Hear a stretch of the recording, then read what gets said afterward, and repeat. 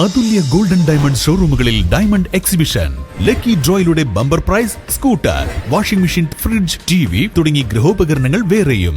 അതുല്യ golden diamonds, Koppam, Pattambi, Chelakkara. Naduvattam government Janatha higher secondary സ്കൂളിലെ പുതിയ കെട്ടിടത്തിന്റെ നിർമ്മാണ പ്രവൃത്തികൾ പൂർത്തിയായി.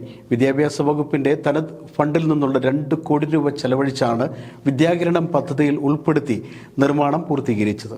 Naduvattom government Janatha higher secondary സ്കൂളിലെ പുതിയ കെട്ടിടത്തിന്റെ നിർമ്മാണ പ്രവൃത്തികൾ പൂർത്തിയായി. വിദ്യാഭ്യാസ വകുപ്പിന്റെ 2 കോടി രൂപ തനത് ഫണ്ട് ചെലവിട്ട് വിദ്യാകിരണം പദ്ധതിയിൽ ഉൾപ്പെടുത്തിയാണ് കെട്ടിടത്തിന്റെ നിർമ്മാണം പൂർത്തീകരിച്ചത്. തറക്കല്ലിട്ട ശേഷം 1 വർഷത്തിനകം തന്നെ എല്ലാ പണികളും പൂർത്തിയാക്കാൻ കഴിഞ്ഞു. ഹയർ സെക്കൻഡറിക്ക് വേണ്ടി നിർമ്മിച്ചതാണ് ഈ പുതിയ കെട്ടിടം.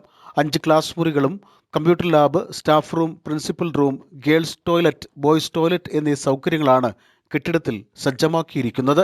നേരത്തെ പട്ടാമ്പി MLA മുഹമ്മദ് മുഹ്സിന്റെ 2016-17 വർഷത്തെ ആസ്തി വികസന ഫണ്ട് ഉപയോഗിച്ച് നിർമ്മിച്ച കെട്ടിടം കഴിഞ്ഞ വർഷം ഉദ്ഘാടനം ചെയ്തിരുന്നു. ഇതിൽ 4 ക്ലാസ് മുറികളാണുള്ളത്.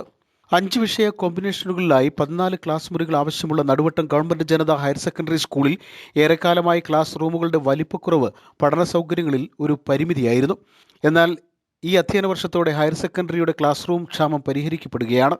2022 അധ്യയന വർഷത്തിൽ പഠന സൗകര്യമില്ലെന്ന് കാണിച്ച് വിദ്യാർത്ഥികൾ ബാലാവകാശ കമ്മീഷന് പരാതി നൽകുകയും ഇതിന്റെ അടിസ്ഥാനത്തിൽ കമ്മീഷന്റെ നിർദ്ദേശപ്രകാരം സർക്കാർ 2 കോടി രൂപ പുതിയ കെട്ടിടം പണിയുന്നതിനായി നൽകുകയുമായിരുന്നു.